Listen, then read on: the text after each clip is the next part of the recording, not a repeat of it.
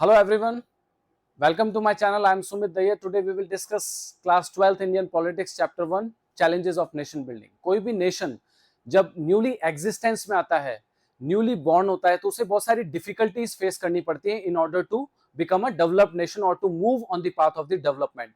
Similarly India को भी जब इंडिपेंडेंस मिली, फ्रीडम मिली, तो इंडिया को भी बहुत सारी डिफिकल्टीज फेस करनी पड़ी in order to move on the path of the development.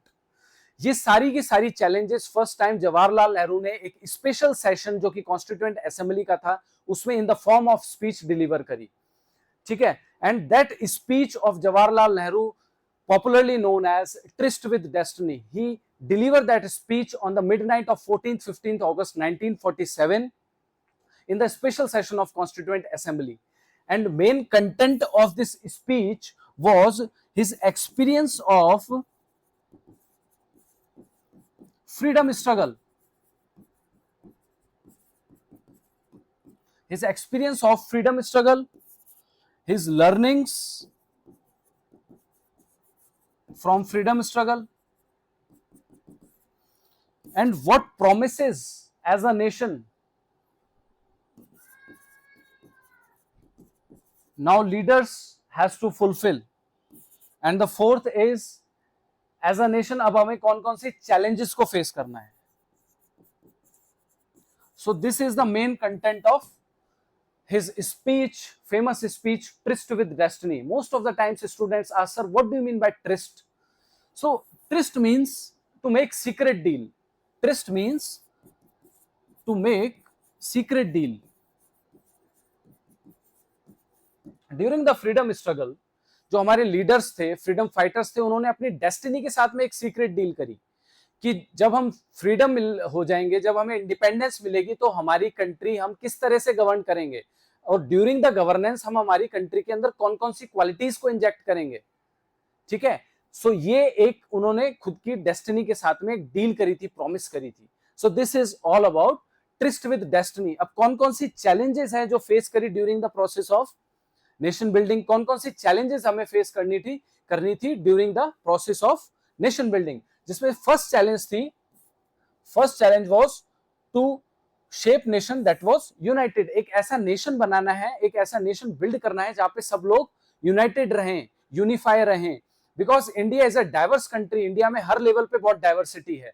यहाँ पे अलग अलग रिलीजियस ग्रुप्स हैं, रीजनल ग्रुप्स हैं, लिंग्विस्टिक ग्रुप्स हैं. उनको किस तरह से एक साथ लाया जाए, कैसे यूनाइट करा जाए सो दैट उनमें sense of nationalism, sense of belongingness inject करी जाए. Then only government can govern efficiently. ठीक है, so this is the first challenge in the front of leaders. अभी भी ऐसे बहुत सारे इंडिया में रीजन्स हैं जहां पे हम ये सारी चैलेंजेस को, इस चैलेंज को फील करते हैं. For example north eastern region and Jammu and Kashmir. North eastern region में Manipur. So these are the two areas where we still facing this challenge. यहाँ पे सिक्योरिटी कंसर्न्स हमें बहुत सारे फेस करने पड़ते हैं because there the people of this area are not united with the main society, main stream society of India. Second challenge was to establish the democracy. हमें democracy establish करनी है, हमें ऐसी गवर्नमेंट को एस्टेब्लिश करना है जो डेमोक्रेटिक लाइंस पे वर्क करे. Because this is the only tool with the Indian leaders जो वहां पे इतनी सारी जो डाइवर्सिटी है उसको मैनेज कर पाएंगे. Through democracy only they can manage the diversity. क्योंकि जब तक तुम हर ग्रुप की एस्पिरेशंस को फुलफिल नहीं करोगे तो वो मैनेज नहीं हो पाएंगे, वो अपने आप को उनके अंदर सेंस ऑफ बिलोंगिंगनेस नहीं आ पाएगी. So through democracy you can ensure the nation or you can build the nation that is united. And the third is ensure the development, well-being of the entire society. That means we have to ensure the overall development in the society.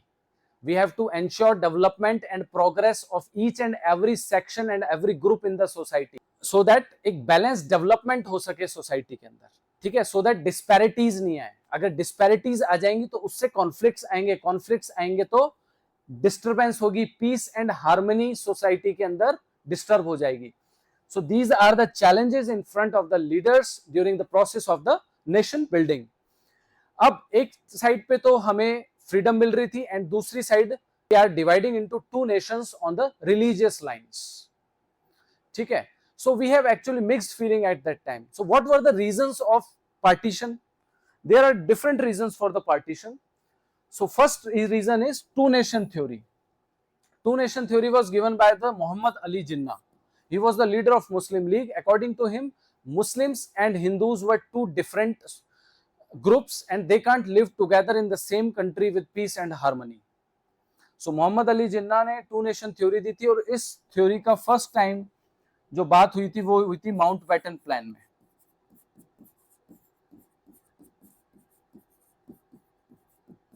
Mountbatten plan was introduced by the Lord Mountbatten, last viceroy of India. इन्होंने कहा था कि हम to nation theory को introduce कराएंगे और पीछे से परसुएड किसने करा था? मोहम्मद अली जिन्ना ने. Second reason is policy of divide and rule. इस पॉलिसी को ब्रिटिशर्स ने इंट्रोड्यूस कराया था in the Indian subcontinent and large scale पे इसको मटेरियलाइज कराया through Bengal partition.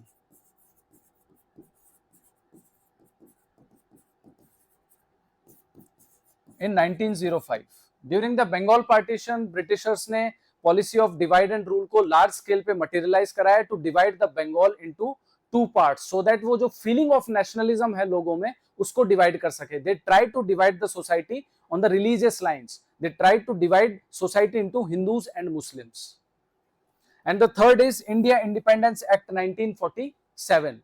This act was introduced in the British Parliament in July 1947. According to this act, there should be two nations carved out from the main territory of India, and the one is Pakistan, other is India. So these are the reasons for the partition. And partition कोई easy process नहीं था. Partition was very difficult process, was very complex process. Partition बहुत difficult process था. ठीक है, पाकिस्तान और India को बनाने के लिए बहुत डिफिकल्टीज फेस करनी पड़ी लीडर्स को. ठीक है, वो कौन कौन सी डिफिकल्टीज थी? The various difficulties are there was no single belt of Muslim majority area. ऐसी कोई सिंगल बेल्ट नहीं थी, ऐसा कोई एरिया नहीं था जो कि जिसको तुम जस्ट डिवाइड कर दो, जिसमें सारे के सारे मुस्लिम्स एक साथ कॉन्सेंट्रेटेड हैं. मुस्लिम पॉपुलेशन अलग अलग रीजन्स में कॉन्सेंट्रेटेड थी इंडिया के अंदर, अलग अलग लोकेशंस पे कॉन्सेंट्रेटेड थी. तो उनको एक साथ लाना और अलग से उनके लिए एक नेशन क्रिएट करना, नेशन कार्व्ड आउट करना was not a easy task. ठीक है, not all Muslim majority areas wants to join Pakistan. जो सारे मुस्लिम मेजोरिटी एरियाज थे वो पाकिस्तान के साथ नहीं जाना चाहते थे. For example NWFP. NWFP एक ऐसा रीजन था. NWFP was not ready to join Pakistan. Under the leadership of Khan Abdul Ghaffar Khan, it agitated to remain with India. लेकिन somehow वो जो उनकी एजिटेशन थी वो सक्सेसफुल नहीं हो सकी और ultimately NWFP joined with Pakistan. The leader was Khan Abdul Ghaffar Khan. He is also known as the Frontier Gandhi.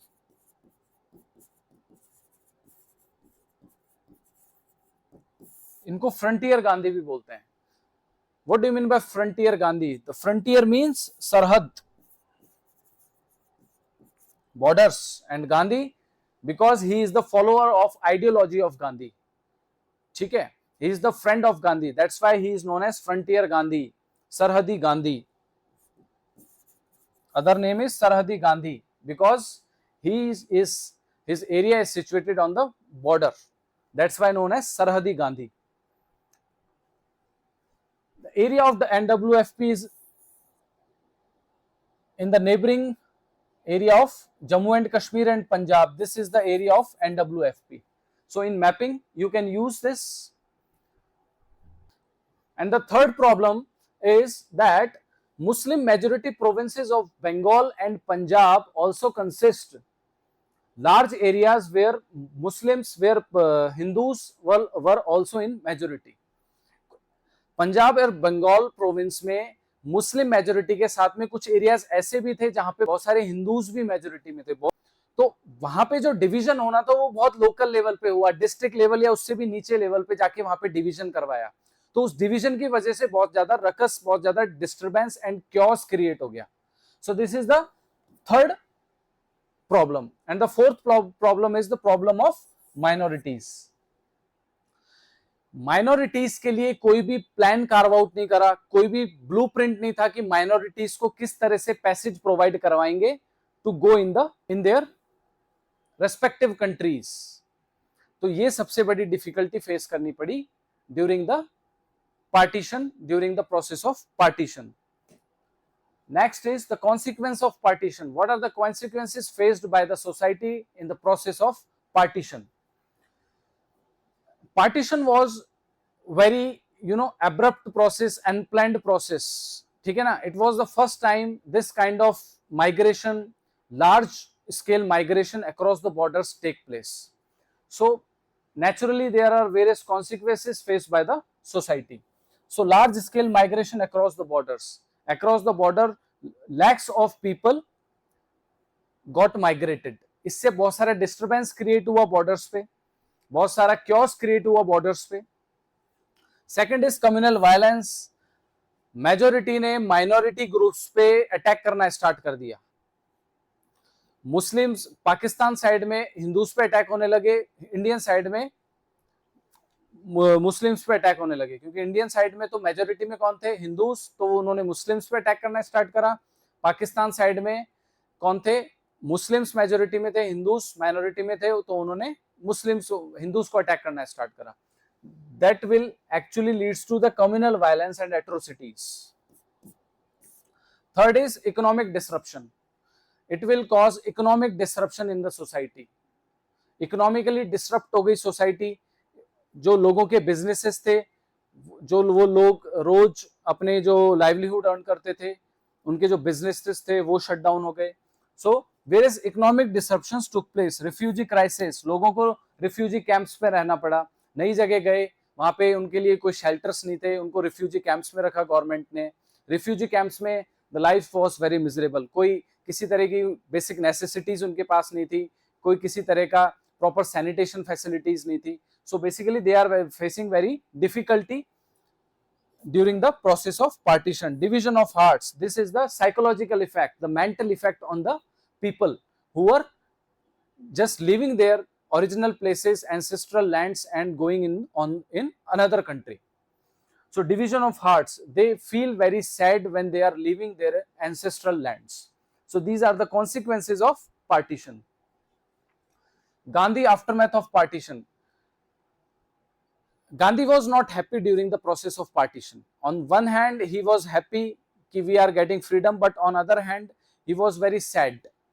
Gandhi was not happy with the partition because we are dividing on religious lines. Both Pakistan and India carved out on religious lines, and the second is because of the communal violence.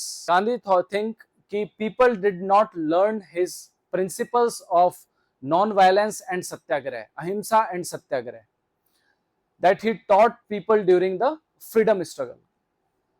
ठीक है ना? That's why Gandhi was not very happy during the process of partition. Kolkata during the freedom celebrations.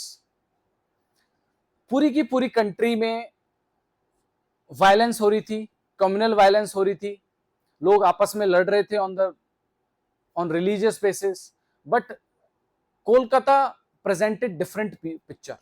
Kolkata ने एक अलग ही picture present करी लोगों को, एक अलग ही एग्जाम्पल सेट करा पूरी की पूरी कंट्री के लिए। उसके पीछे सबसे बड़ा रीजन था the presence of Gandhi at that time in the Kolkata. Gandhi was present in Kolkata during that day, on that day. तो गांधी ने लोगों से अपील करी, लोगों को परसुएड करा to not fight on the religion basis, to not get involved in the communal violence। और लोगों ने उनकी बात रखी, लोगों ने किसी भी तरह का वहां पे कम्युनल वायलेंस नहीं करा। मिनिमम कम्युनल वायलेंस था वो वहां पे कोलकाता रीजन में देखा। And his efforts improved the situation. How? Coming of independence was celebrated in spirit of communal harmony. वहां पे जो सेलिब्रेशन हुआ वो किस बेसिस पे हुआ? कम्युनल हार्मनी के बेसिस पे हुआ। अब वहां पे लोगों ने किसी भी तरह का कम्युनल वायलेंस नहीं करा, वहां पे लोगों ने पब्लिक गैदरिंग्स करी जहां पे हिंदूज एंड मुस्लिम्स एक साथ इकट्ठा हुए and they just gave example of communal harmony. So this is how the Kolkata presented different picture to whole India during that period of communal violence. So that's it from my side. Thank you. The notes of this PDF I will provide you on my Telegram channel.